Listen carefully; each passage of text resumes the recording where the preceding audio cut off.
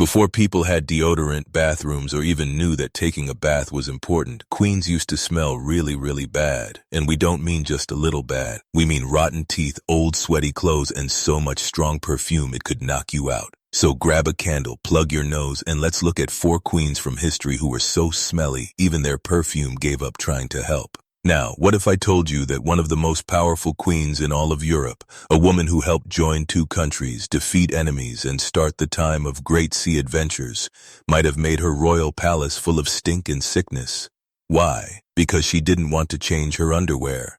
Yes, you heard that right. Queen Isabella I of Castile, the Catholic queen, allegedly made a vow so revolting, so putrid that even her own attendants were said to draw lots just to avoid being near her. For nearly a decade, Isabella didn't change her undergarments. Not once, not through war, not through heat, not through disease, not through royal ceremony. Isabella is said to have only taken a bath 2 times in her whole life. The first was when she was born. Obviously, she didn't have a say in that. The second was right before her wedding, most likely against her will. After that, filth practically became part of her royal wardrobe. It all starts during the final chapter of Spain's Holy War, the Reconquista, a centuries-long campaign to drive Muslim rulers from the Iberian Peninsula. By the 1480s, only one stronghold remained, Granada, the glittering jewel of Islamic Spain. And Isabella, filled with religious zeal and ambition, swore before God and court that she would not change her linen undergarments until the city fell.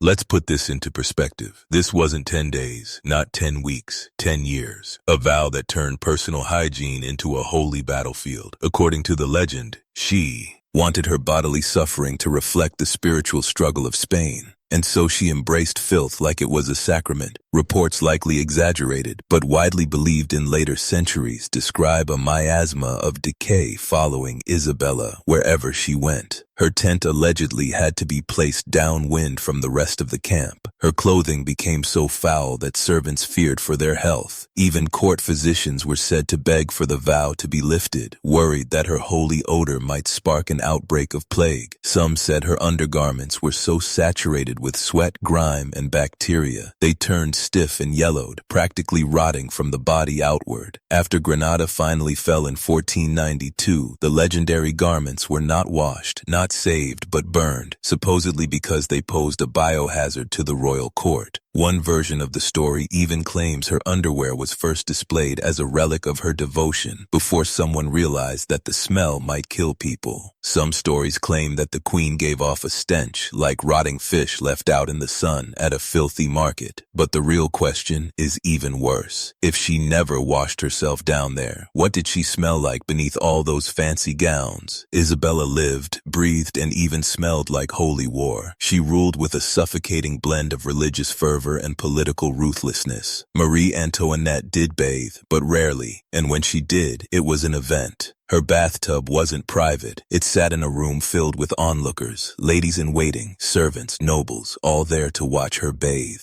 The queen was not allowed to be alone, even while naked. She would step into a copper tub lined with linen filled with warm water scented with orange blossoms or herbs. But these baths weren't daily. They happened once every few weeks, and often just for show or medical reasons. Most of the time, she used cloths dipped in alcohol or vinegar to rub her body instead of water. Her famous towering hairdos, they were built on filth. Her hairstylist would glue animal fat and flour into her hair to create wild shapes, sometimes even with little model ships or gardens sitting on her head. But here's the horrifying part. She didn't wash her hair for weeks. It often became infested with lice, and rats were known to crawl into sleeping women's hair at Versailles. Menstruation for the queen was a public affair. The court kept detailed records of her menstrual cycle because they were desperate for her to produce an heir. Everyone from servants to ambassadors knew when she was bleeding. But how did she handle her period?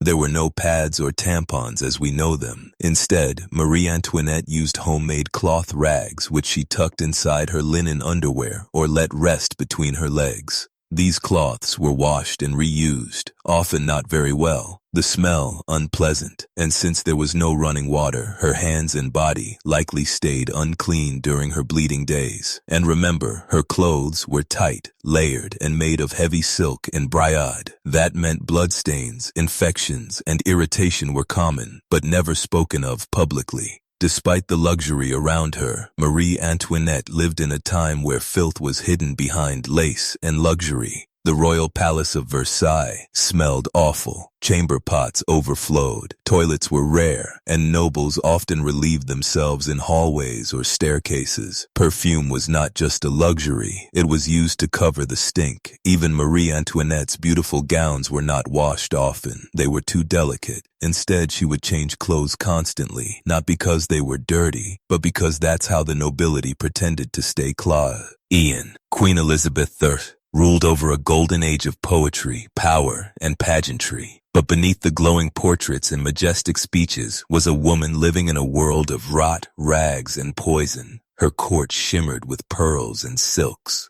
But her body, that was a different story. In Elizabeth's day, water was feared, not loved. Doctors warned that bathing could open the skin and let disease crawl inside, so people avoided full body washing like the plague. Literally, even royalty followed strict rules against getting too clean. Elizabeth's etiquette manuals recommended washing only your hands and face, and even that was done just once in a while. Her version of clean came down to linen and perfume. The belief was simple and strange. A clean shirt keeps the body clean. Elizabeth changed her underclothes frequently, sometimes even daily. By 16th century standards, that made her look like a hygiene fanatic, but changing clothes wasn't the same as washing your body. When Elizabeth did choose to bathe, maybe once a month or less, it became a sacred event. A massive copper tub was dragged into the palace. Servants boiled water over flames and poured it in. The queen's bath was scented with herbs, flowers, and oils, not just for beauty, but to ward off evil vapors. She didn't scrub.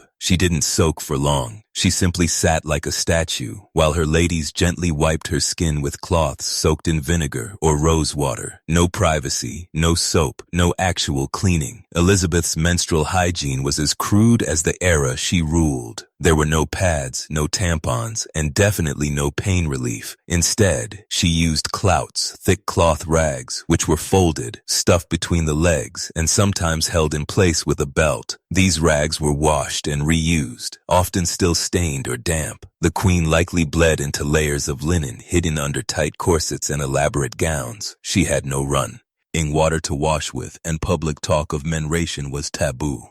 Yet her ladies-in-waiting knew every detail. Leaks, odor, and infections were common, but no one dared speak a word. And while she was expected to rule an empire, she had to do it while secretly bleeding through layers of cloth and pain, trapped inside metal stays and silk. Catherine de' Medici wasn't just the queen mother of France. She was a master manipulator, a political puppet master, and Europe's earliest perfume-obsessed tyrant. But behind her jeweled gowns and deadly court intrigues, Catherine carried a secret terror. She was absolutely horrified of water. Not just dirty water, all water. She believed bathing opened the skin's pores and allowed deadly diseases to seep in, so she avoided washing her body. Her solution: perfume. Gallons of it. Buckets. Clouds that choked the air around her. Catherine didn't just wear fragrance, she weaponized it. She made perfumed gloves a fashion craze, soaking them in oils so strong they could stun the nostrils. These weren't about smelling good, they were about hiding the unbearable. The stench of sweat soaked into days-old undergarments, the greasy grime layered on skin that hadn't seen water in weeks, the rotting scent of scalp hidden beneath powdered wigs and heavy headpieces. Catherine didn't cleanse, she disguised, and she disguised masterfully. The royal court reeked of sickness, of bodily decay, of centuries of bad hygiene. The nobility didn't bathe, they didn't brush, they didn't scrub. Their breath stank of rotten teeth and infected gums. Their skin, never washed, festered beneath layers of lead paint and oil. Their clothes were stained with bodily fluids, barely aired, never truly cleaned. And Catherine, she was surrounded by it. So she doused herself in rosewater, ambergris, musk, civet, and every other scent that could overpower the rot. She didn't just survive in that world. She turned it into a perfume empire. Catherine Ni transformed fragrance from luxury into necessity. The court followed her example, not because it was fashionable, but because it was the only way to survive the smell of civilization's most powerful people rotting in real time. Would you survive a day in this era without soap, without showers, with nothing but vinegar cloths and a perfumed glove? Let us know what shocked you.